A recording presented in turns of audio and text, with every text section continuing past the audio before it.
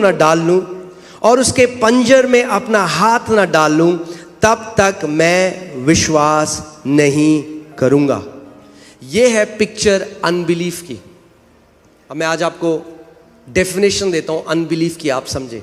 Unbelief कुछ भी नहीं है। अनबिलीफ वो है जब आप उससे अपने पांचों इंद्रियों से देखना चाहते हैं। पहले तोमा ने कहा मैं नहीं मानूंगा ऐसे।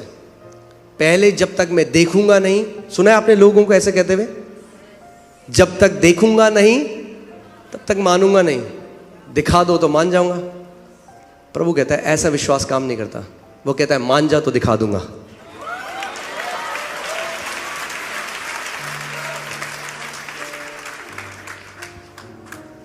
अगर दिखा दे तो हर कोई मान लेगा, उसमें मानने वाली बात क्या है? क्या आप मानते हैं यहां पे ये टेबल रखा है, ये दिखता है हर किसी को, मगर क्या आप मानते हैं यहां पे पवित्र आत्मा है? कैसे? विश्वास की ज्ञानेंद्रियों के द्वारा। विश्वास, फेथ कैन ट्रांसेंड टाइम। विश्वास जो है, ये जो आपकी ज्ञानेंद्रिया है, ये समय में पीछे जा सकता है। समय में पीछे जाता है आपका विश्वास, और आपके अंदर उस निश्चय को लेके आता है कि प्रभु यीशु मसीह क्रूस पे गया। समय में पीछे जाता है। अनदेखी वस्तुओं का वो प्रमाण है। आपको प्रमाण देता है कि प्रभु यीशु मसीह क्रूस में गया। आपको प्रमाण देता है कि वो तीसरे दिन मुर्दों में से जी उठा। आपको प्रमाण देता है।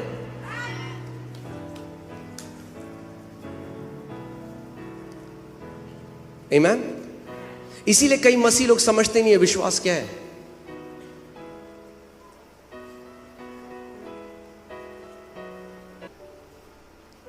आप जानते हैं शैतान से ज्यादा बड़ा दुश्मन आज आपका आपकी ज्ञानेंद्रियां हैं, क्योंकि इन्हीं का इस्तेमाल शैतान करता है। उसने क्या बोला ईव को, हवा को क्या बोला? देख उस फल को, देख तो सही एक बारी, देख। सो परमेश्वर का वचन हमें एक कहानी बताता है, नंबर्स गिनती की किताब 13 में, और बाइबल बताती है कि परमेश्वर ने पहले से इजरायलियों को कहा कि मैंने तुम्हें कनान का वो देश दे दिया है, मैं दे चुका हूं। ध्यान से सुनिएगा इस बात को। इसीलिए परमेश्वर की वास्तविकता और हमारी वास्तविकता अलग है। और अगर आप चाहते हैं कि आपके साथ वो हो जो परमेश्वर चाहता है, तो अपनी वास्तविकता को परमेश्वर की वास्तविकता के अधीन ले आइए।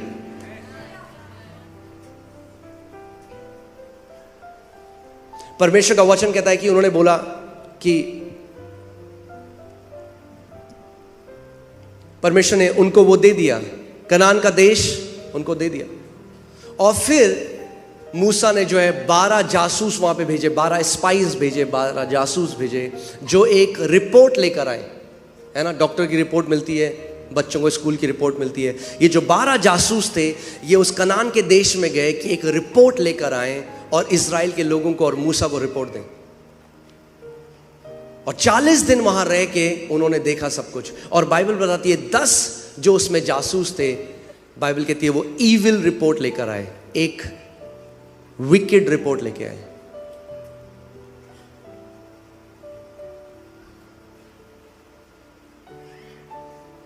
और परमेश्वर उनसे नाखुश हुआ। अब जो रिपोर्ट वो लेकर आए उसमें कोई गाली गलौच नहीं था, उसमें कोई गंदी बात नहीं थी। फिर परमेश्वर उसको ईविल रिपोर्ट क्यों कह रहा है? या आप हिंदी में क्या बोलेंगे इसको? दुष्ट, एक दुष्ट रिपोर्ट लेके आए। तो नकारात्मक नहीं, वो दुष्ट है। परमेश्वर की नजर में वो दुष्ट रिपोर्ट थी, वो ईविल रिपोर्ट थी।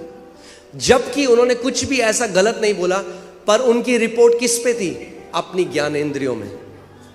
उन्होंने कहा ये जो दानव है वहां पर इतने लंबे और चौड़े हैं, हम तो इनके सामने टिड्डी जैसे हैं। वो भूल गए परमेश्वर ने क्या कहा था। वो अपनी ज्ञानेंद्रियों की तरह चलने लग गए, और जब वापस आए तो एक ईविल रिपोर्ट दी। और बाइबल कहती है परमेश्वर बहुत अप्रसन्न हुआ उनसे।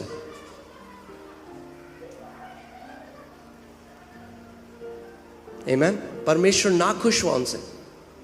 और वहीं पे 2 और जासूस थे। जब वो आए तो बाइबल बताती है उन्होंने एक अच्छी रिपोर्ट दी। और उनकी रिपोर्ट क्या थी? उन्होंने कहा अरे ये क्या है ये दानव, हम यूं जाकर अभी उस जगह को ले लेंगे क्योंकि परमेश्वर ने हमें पहले से वो दे दिया है। परमेश्वर दे चुका है, परमेश्वर दे चुका है। परमेश्वर को देने की जरूरत नहीं है, हमें लेने की जरूरत है। परमेश्वर अपनी वास्तविकता में आपको चंगा कर चुका है। अगर अब आप प्रार्थना करें प्रभु मुझे चंगा कब करेगा, तो आप ज्ञानेंद्रियों की तरह चलाए चल रहे हैं, और वैसा अविश्वास परमेश्वर को प्रसन्न नहीं करता।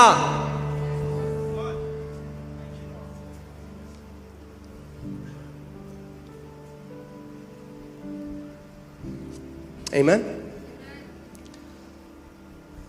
आज भी मसीह लोग जो हैं वो परमेश्वर की जो प्रतिज्ञाएं हैं, तभी तो आप सोचिए हर कोई उपवास कर रहा है, हर कोई प्रार्थना कर रहा है, हर कोई कलीसिया भी आ रहा है। इतना फर्क क्यों है प्रगटीकरण में, मसीहों के जीवन में? क्योंकि हमें लग रहा है वो परमेश्वर है जो नहीं दे रहा। सो हमारा फोकस किस में? हमें उसे मनाना पड़ेगा। अरे वो पहले से माना हुआ है 2000 साल से तुम्हारे लिए। एक दिन परमेश्वर ने मुझसे कहा, बोला बेटा मुझे मनाना बंद कर, मैं तो माना हुआ हूं तेरे लिए। अपने हृदय को मना, वो नहीं मानता। आपका दिल, आपका हृदय है जो विश्वास नहीं करता परमेश्वर ने पहले से जो कर दिया है। और आप जानते हैं जो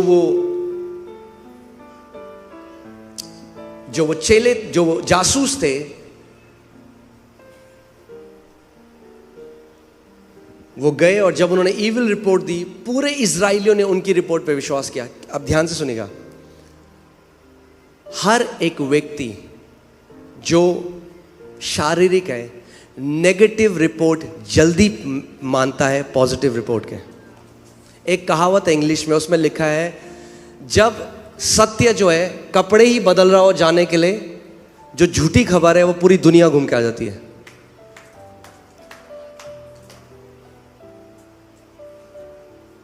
आप किसी को परमेश्वर का सत्य बताएंगे नहीं मानेगा। आप कोई नेगेटिव न्यूज़ दो, पूरी फैल जाएगी, हर जगह, सब जगह फैल जाएगी। क्योंकि हम किस पे मानते हैं? अपनी ज्ञानेंद्रियों की रिपोर्ट पे। मगर परमेश्वर कह रहा है, इसीलिए यशायाह की पुस्तक में उसने कहा किसने, who has believed our report. अरे हमारी रिपोर्ट कौन मानता है? क्योंकि जो हमारी रिपोर्ट मानता है, परमेश्वर का वचन कहता है मेरा भुजबल उसके जीवन में प्रकट होता है। यानी अगर आप चाहते हो कि परमेश्वर का भुजबल, उसकी सामर्थ आपके जीवन में प्रकट हो, आपको जो परमेश्वर का वचन कहता है वो मानना पड़ेगा अपनी ज्ञानेंद्रियों से ऊपर। या तो आप अपने सेंसेस से चल रहे हैं, या आप परमेश्वर के वचन में जो उसने लिखा है उससे चल रहे हैं। फास्टिंग का मतलब कई लोग सीखे ही नहीं आज तक। वो सोचते हैं भूखा रहेंगे, भूख हड़ताल है, भूखा रह के जब मैं रोऊंगा तो परमेश्वर देगा।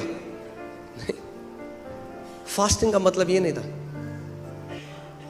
मत्ती 4:4 में प्रभु ने कहा मनुष्य केवल रोटी से जीवित नहीं रहेगा। फास्टिंग का मतलब ये था कि आप समझ जाओ कि आपके जीवित रहने का जो फाउंडेशन है वो परमेश्वर का वचन है। वचन के द्वारा आप जीवित रहते हो, रोटी के द्वारा नहीं। आपको जो रोटी होती है वो आपके शरीर को स्ट्रॉन्ग करती है, आपके ज्ञानेंद्रियों को स्ट्रॉन्ग करती है। जो वचन है वो आपके विश्वास की जो ज्ञानेंद्रिय है उसको स्ट्रॉन्ग करता है। और परमेश्वर का वचन कहता है केवल रोटी खाकर तुम जीवित नहीं रह सकते, तुम्हें मेरा वचन खाना पड़ेगा।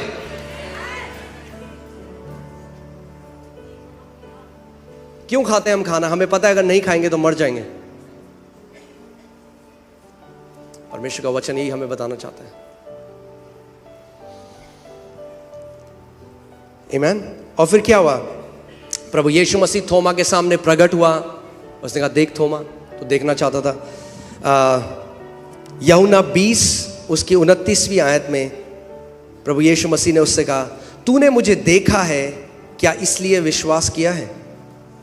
धन्य हैं वे जिन्होंने बिना देखे विश्वास किया। अगर आप बिना देखे विश्वास करते हैं तो परमेश्वर आपको धन्य कहता है। आप धन्य हैं। अगर आप परमेश्वर के वचन पर विश्वास कर सके बिना ज्ञानेंद्रियों के देखे तो आप धन्य हैं। आमीन।